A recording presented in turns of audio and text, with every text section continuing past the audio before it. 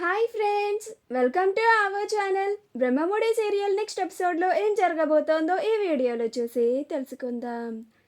యామినికి shock ఇచ్చిన కావ్య అసలేం జరిగింది అని తెలుసుకోవడానికి ఈ వీడియోని స్కిప్ చేయకుండా ఎండ్ వరకు చూసేయండి.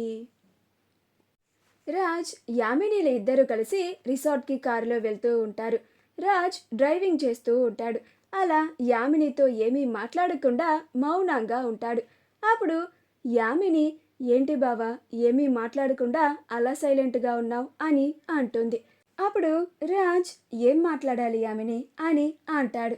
అప్పుడు యామిని, అదేంటి బావా అలా అంటావు, ఏం మాట్లాడాలి అంటున్నావేంటి, మన మనసుకి నచ్చిన వాళ్ళు పక్కనే ఉంటే మాటలు వాటంతటా అవే వస్తాయి, మాట్లాడడానికి ఒక టాపిక్ కూడా కావాలా బావా అని అంటుంది.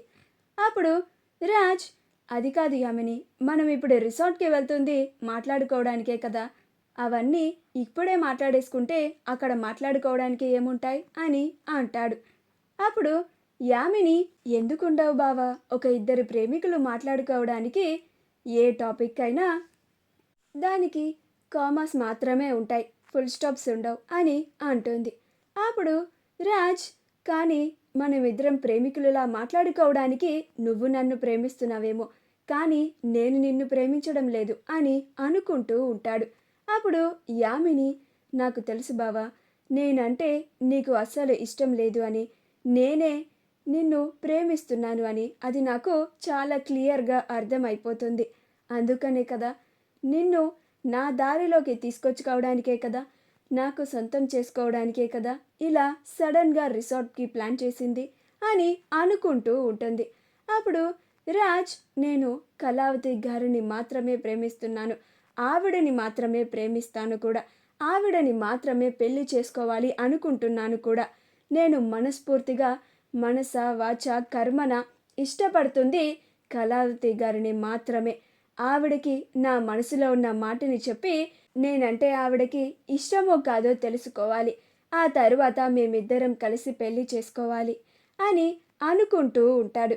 అప్పుడు యామిని, నాకు తెలుసు బావా, నేనంటే ఇష్టం లేదని నువ్వు ఆ కళావతిని గాఢంగా ప్రేమిస్తున్నావని కూడా తెలుసు, నువ్వు నీ మనసులోని మాటని ఆ కళావతికి చెప్పాలని అనుకుంటున్నావని కూడా తెలుసు, కానీ నేను బ్రతికుండగా నా కంఠంలో ప్రాణం ఉండగా నువ్వు నీ మనసులో నీ మాటని ఆ కళావతికి ఎన్నడూ చెప్పలేవు బావా, నేను చెప్పనివ్వను కూడా అని అనుకుంటూ ఉంటుంది. అప్పుడు రాజ్, కళావతి గారు స్టార్ట్ అయ్యారో లేదో, ఎక్కడి వరకు వచ్చారో, కనీసం నాకు ఆవిడ గారికి కాల్ చేసి మాట్లాడడానికి కూడా లేకపోయింది, ఈ యామిని పక్కనే ఉంది అని అనుకుంటూ ఉంటాడు. అప్పుడు యామిని, ఇక నుంచి నువ్వు అనుకున్నట్టు ఏదీ జరగదు బావా, అన్నీ నేను అనుకున్నట్టుగానే జరుగుతాయి, నా ప్లాన్ ప్రకారమే జరుగుతాయి. నిన్ను నువ్వు ఆ కళావతికి నీ మనసులోని మాటని చెప్పబోతూ ఉండగా నేను కళ్ళు తిరిగి పడిపోయానని నిన్ను ఉన్న పలంగా ఎలా అయితే రప్పించానో అలానే అన్నీ చెడగొడతాను. ఈరోజు నువ్వు ఆ కళావతిని కలవనివ్వకుండా రిసార్ట్కి తీసుకెళ్తున్నాను, అలా ఏ రోజుకు ఆ రోజు నువ్వు ఆ కళావతిని కలవనివ్వకుండా ఏదో ఒకటి సృష్టిస్తూ ఉంటాను అని అనుకుంటూ ఉంటుంది. అప్పుడు రాజ్, ఎప్పుడెప్పుడు కళావతి గారు రిసార్ట్కి వస్తారా, ఎప్పుడెప్పుడు ఆవిడని చూస్తానా అని నా మనసు తప్పించిపోతోంది అని అనుకుంటూ ఉంటాడు. అప్పుడు యామిని, పక్కనే ఉన్న నన్ను పట్టించుకోవు కానీ ఎక్కడో ఉన్న ఆ కళావతి గురించి మాత్రం అనుక్షణం ఆలోచిస్తూనే ఉంటావు కదా బావా, నాకు తెలుసు, నేను ఆ ఆలోచనలన్నిటినీ చంపేస్తాను అని అనుకుంటూ ఉంటుంది. అలా యామిని తాను రాజ్కి ఎంత చెప్పినా రాజ్ అలానే మౌనంగా ఉన్నాడని ఇక ఉండబట్టలేక, ఏంటి బావా ఇది, నువ్వు నన్ను రిసార్ట్కి ఎందుకు తీసుకెళ్తున్నావు, నువ్వేదో నా బలవంతం మీద రిసార్ట్కి తీసుకెళ్తున్నట్లుగా నాకు అనిపిస్తోంది అని అంటుంది. అప్పుడు రాజ్, అదేంటి యామిని అలా అంటున్నావు అని అంటాడు. అప్పుడు యామిని, మరేంటి బావా ఏమీ మాట్లాడకుండా సైలెంట్గా ఉన్నావు, నాకు బోర్ కొడుతుంది బావా అని అంటుంది.